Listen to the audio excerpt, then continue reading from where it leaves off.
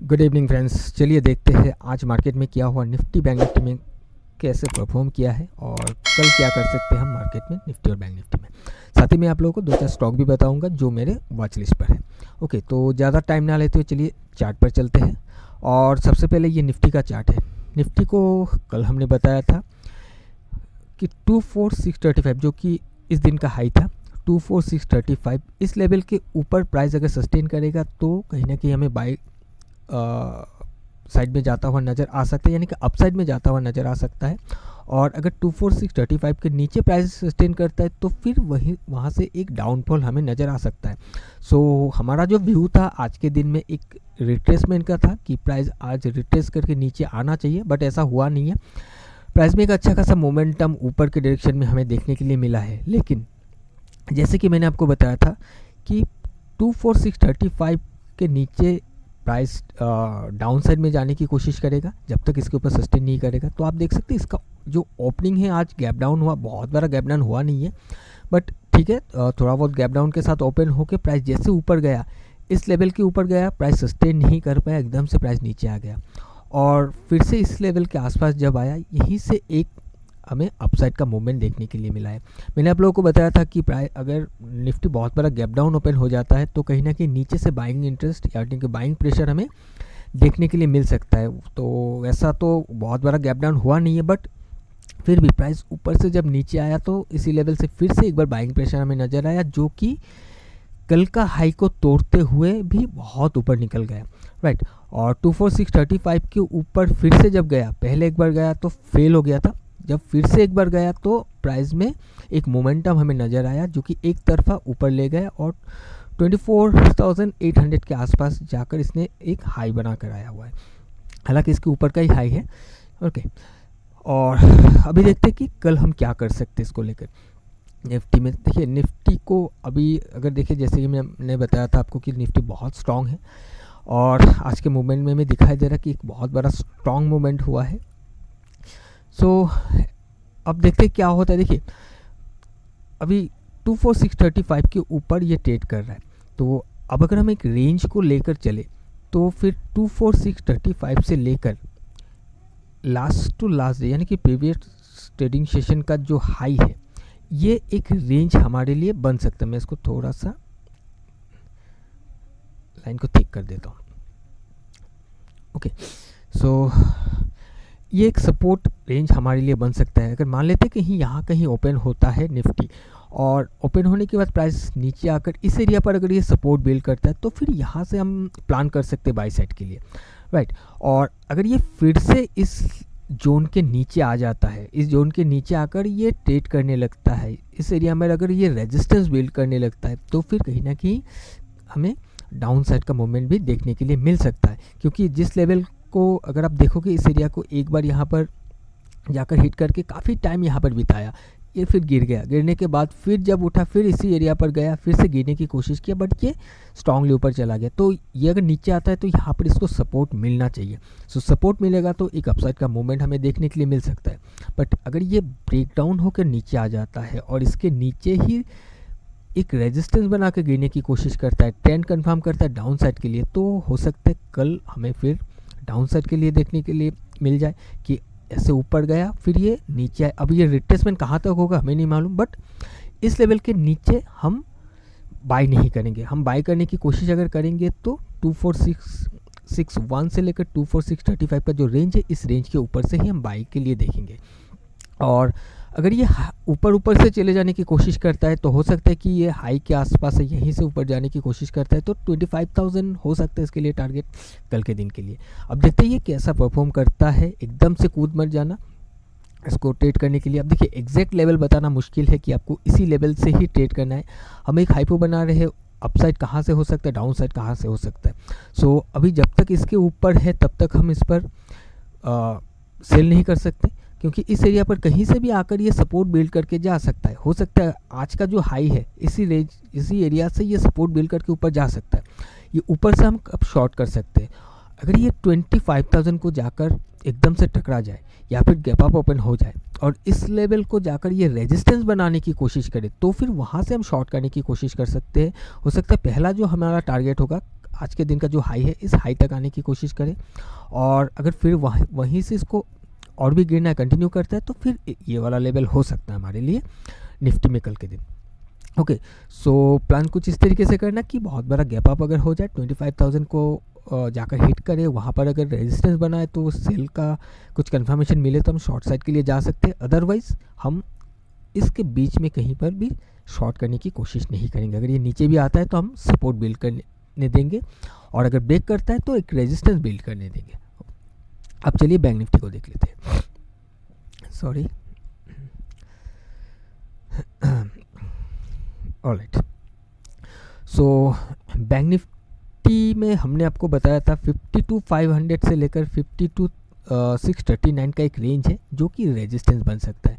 मैंने बताया था कि यहाँ कहीं ओपन होता है तो एकदम से बाई मत करना, क्योंकि ये लेवल दिक्कत दे सकता है। और आप देख सकते हो ये इस रेंज के अंदर जैसे ही गया, काफ़ी टाइम यहाँ पर ट्रेड किया और उसके बाद वहीं से प्राइस गिर गया, और हमारा जो टारगेट था हम ये सोच रहे थे कि 52,000 तक वो इसको आना चाहिए, बट आया नहीं, ये नीचे आया, फिर इसी एरिया पर एक प्राइस रुका, सपोर्ट बिल्ड किया और प्राइस फिर ऊपर चला गया।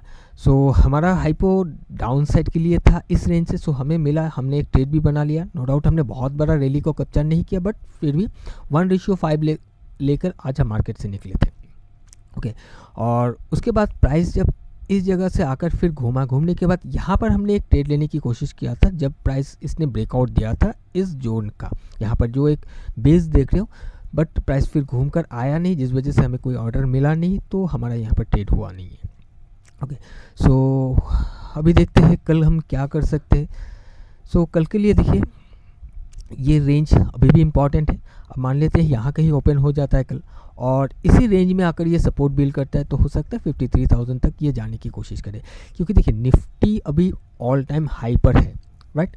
उसके ऊपर अभी कोई हमें लेवल पीछे का कुछ दिख नहीं रहा है, बट बैंक निफ्टी को अगर देखोगे तो बैंक निफ्टी का जो हाई है वो यहाँ कहीं पड़ा हुआ है, और ये एक रिट्रेस करके फिर अभी यहाँ पर ट्रेड कर रहा है, तो हो सकता है एक बार फिर से ही 53,000 को हिट करने की कोशिश करे।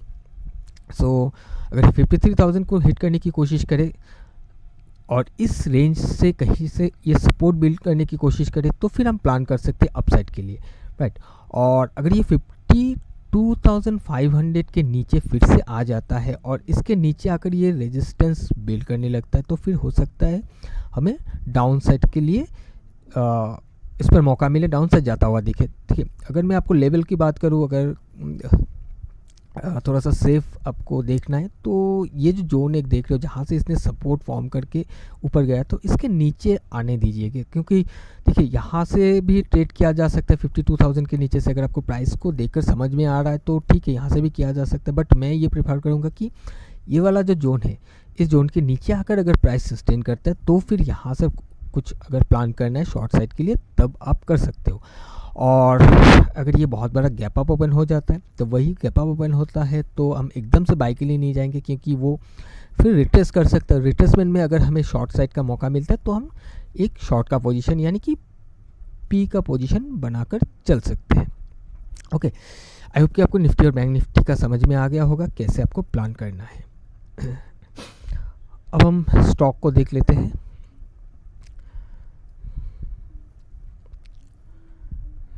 तो अच्छा, सबसे पहले कल का स्टॉक को देख लेते हैं, कल जो हमने आपके साथ शेयर किया था।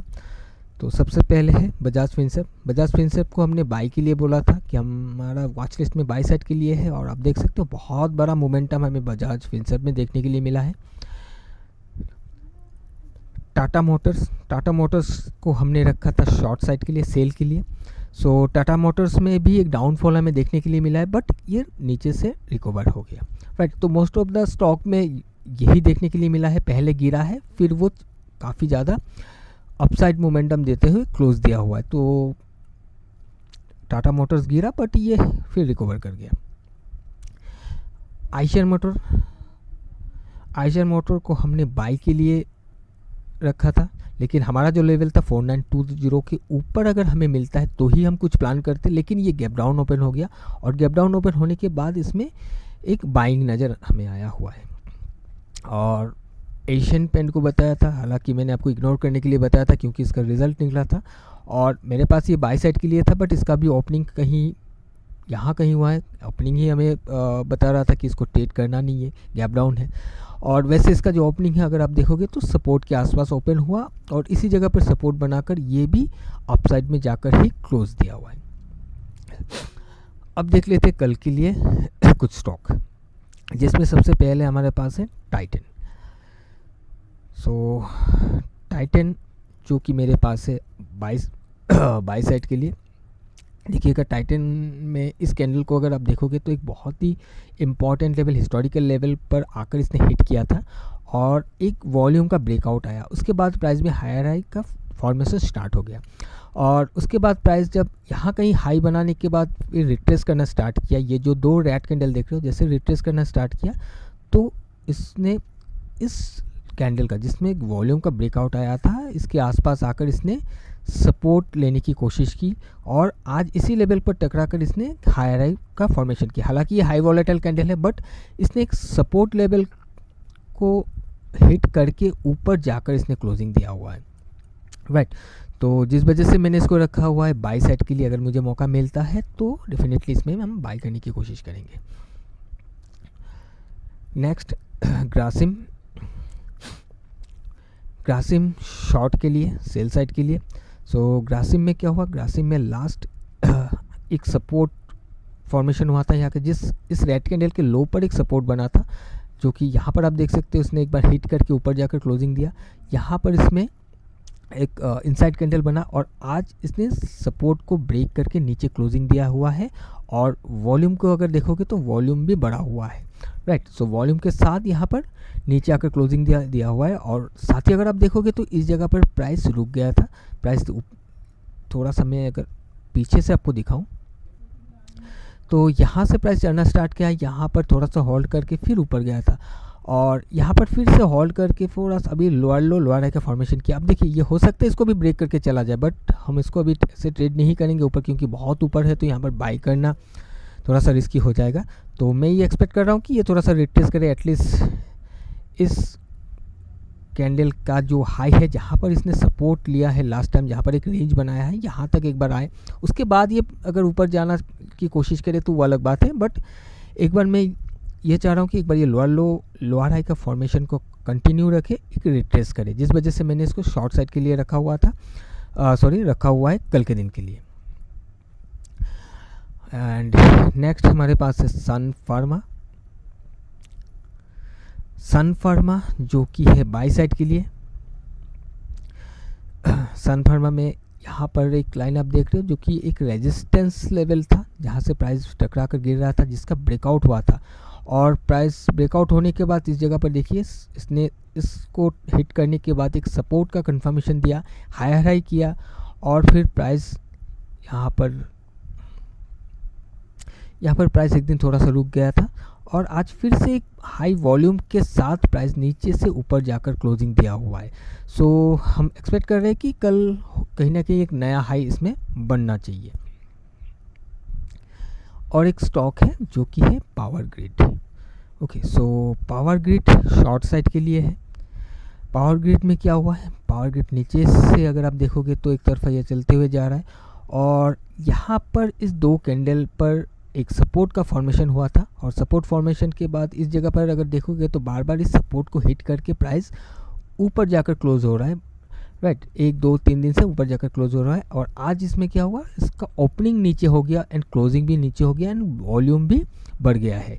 340 to 35 का जो लेवल है इंपॉर्टेंट लेवल है, इसके नीचे ओपन भी है, क्लोज भी है, वॉल्यूम भी बढ़ा हुआ है। जिस लेवल को बार बार होल्ड करने की कोशिश कर रहा था इसके नीचे आज क्लोजिंग दिया हुआ है। तो अगर इसके नीचे हमें मिलता है, कंफर्मेशन मिलता है, तो हम इसको शॉर्ट करने की कोशिश कर सकते हैं। ओके, सो फ्रेंड्स यही था कुछ स्टॉक मेरे वॉच लिस्ट में कल के दिन के लिए। अगर हमें कंफर्मेशन मिलता है तो हम इसको ट्रेड करेंगे। आप अपने हिसाब से ज़रूर से एनालाइज कर लीजिएगा अगर आप इन स्टॉक को अपने वॉच लिस्ट पर रखना चाहते हो। यहाँ पर मैं बाइंग एंड सेलिंग का कोई रिकमेंडेशन नहीं दे रहा हूँ, मेरा अपना जो व्यू है मैं जस्ट वो आप लोगों के साथ शेयर किया हूँ।